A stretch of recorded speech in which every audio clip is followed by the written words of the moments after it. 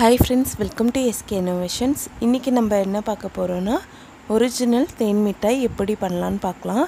இப்போ ஒரு பாத்திரத்துல 1 கப் அளவுக்கு மைதா மாவு எடுத்துக்கிறேன். இது கூடவே 1/4 கப் அளவுக்கு ரவை சேர்த்துக்கிறேன். அடுத்து இதோட 1/4 ஸ்பூன் அளவுக்கு சமையல் சோடா, 1/4 ஸ்பூன் அளவுக்கு ஃபுட் கலர் சேர்த்துக்கிறேன். நான் இன்னைக்கு ரெட் ஆரஞ்சு ஃபுட் கலர் சேர்த்திருக்கேன். அடுத்து இதோட கொஞ்சமா தண்ணி சேர்த்து சப்பாத்தி மாவு பதத்துக்கு பிசைஞ்சு எடுத்துக்கிறேன்.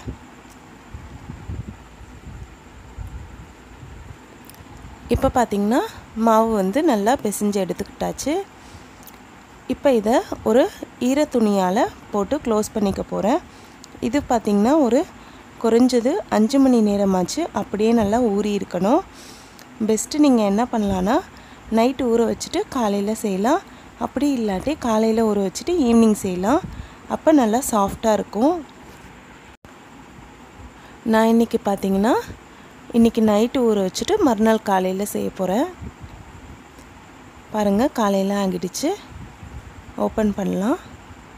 நம்மளோட மாவு பாத்தீங்கன்னா நல்லா சாஃப்ட்டா ஆகி இருக்கும். இப்போ இத ஒன் டைம் நல்லா பிசைஞ்சு எடுத்துக்கலாம்.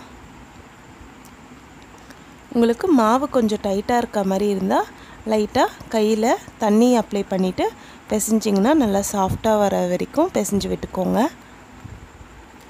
இப்போ பாத்தீங்கன்னா இந்த மாவு நல்லா சாஃப்ட் ஆகிடுச்சு. இத பாத்தீங்கன்னா குட்டி குட்டியா பால் மாதிரி உருட்டி வெச்சுக்கிறேன். பாருங்க இந்த மாதிரி உங்களுக்கு பிடிச்ச மாதிரி சின்னதாவும் பெரியதாவும் உருட்டி வெச்சுக்கோங்க. அடுத்து இப்போ ஒரு பாத்திரத்துல 1/2 கப் அளவுக்கு சர்க்கரை சேர்த்துக்கிறேன். சர்க்கரை மூழ்குற அளவுக்கு தண்ணி சேர்த்து இத நம்ம கொதிக்க வச்சுக்கலாம்.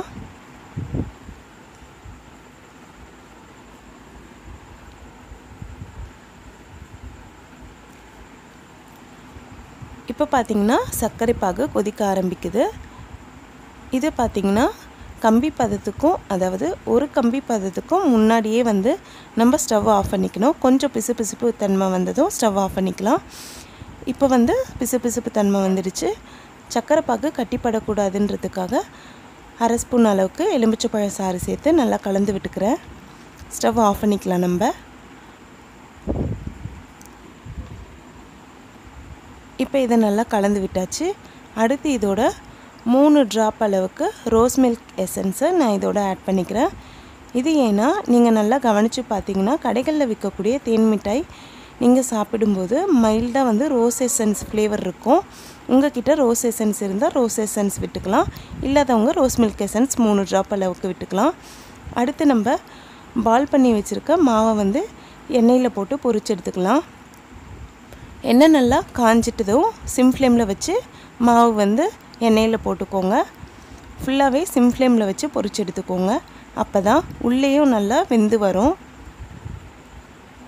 இப்போ நான் உருட்டி வச்சிருக்க மாவு எல்லாமே இந்த எண்ணெயில போட்டுட்டேன். நல்லா ஒன் டைம் கலந்து விட்டுக்கலாம்.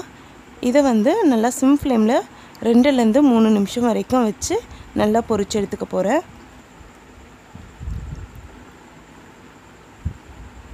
இப்போ பாத்தீங்கன்னா நல்லா பொரிஞ்சிடுச்சு. இத வந்து எடுத்து நம்ம ரெடி பண்ணி வச்சிருக்க சக்கரை பாகுல ஆட் பண்ணிக்கலாம். இதே மாதிரி எல்லா மாவுமே நான் வந்து எடுத்து சக்கரை பாகுல ஆட் பண்ணிக்கிறேன்.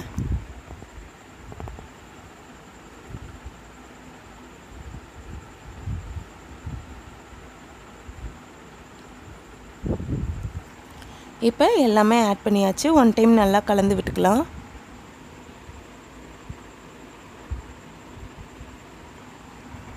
நான் வந்துட்டு ஆரஞ்சு ரெட் ஃபுட் கலர் சேர்த்திருக்கேன். உங்ககிட்ட ரெட் ஃபுட் கலர் கிடைச்சா அதையுமே நீங்க சேர்த்துக்கலாம். இப்போ நல்லா கலந்து விட்டு ஒரு 5 நிமிஷம் ஊற வச்சு எடுத்துக்கிறேன். 5 நிமிஷம் கழிச்சு இந்த மாதிரி சக்கரை பாகை வந்து வடிச்சிட்டு இந்த மாதிரி ஒரு பிளேட்ல சர்க்கரையை கொட்டி அதுல வந்து நம்ம இத எடுத்து போட்டுக்கலாம். இந்த மாதிரி எடுத்து போட்டுட்டு ஒவ்வொரு தேன் மிட்டாய் மேலயும் நல்லா இந்த சக்கரை வந்து அப்ளை பண்ணி விட்டுக்கலாம்.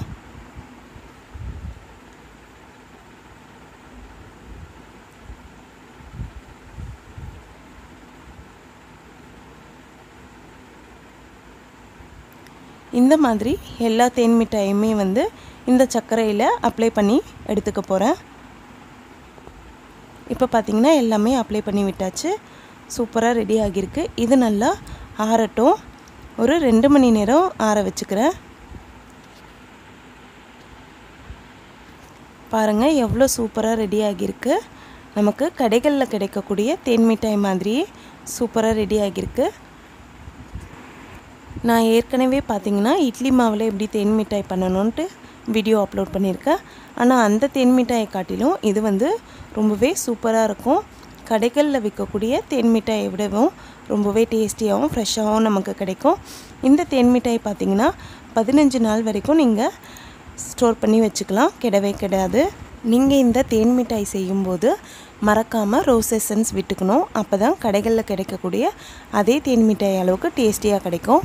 இந்த வீடியோ உங்களுக்கு பிடிச்சிருந்தால் லைக் பண்ணுங்கள், உங்கள் ஃப்ரெண்ட்ஸோடு ஷேர் பண்ணுங்கள், அண்ட் எப்படி இருந்துச்சுன்னு கமெண்ட் பண்ணுங்கள். நம்ம சேனலை ஃபஸ்ட் டைம் பார்க்குறீங்கன்னா மறக்காமல் சப்ஸ்கிரைப் பண்ணுங்கள். அப்படியே பக்கத்தில் இருக்க பெல் ஐக்கானையும் கிளிக் பண்ணிக்கோங்க. அப்போ தான் நான் அப்லோட் பண்ணுற ஒவ்வொரு வீடியோவும் உங்களுக்கு நோட்டிஃபிகேஷனில் வந்து சேரும். இதே மாதிரி நாளைக்கு இன்னொரு யூஸ்ஃபுல்லான வீடியோ பார்க்கலாம். தேங்க்ஸ் ஃபார் வாட்சிங் ஃப்ரெண்ட்ஸ்.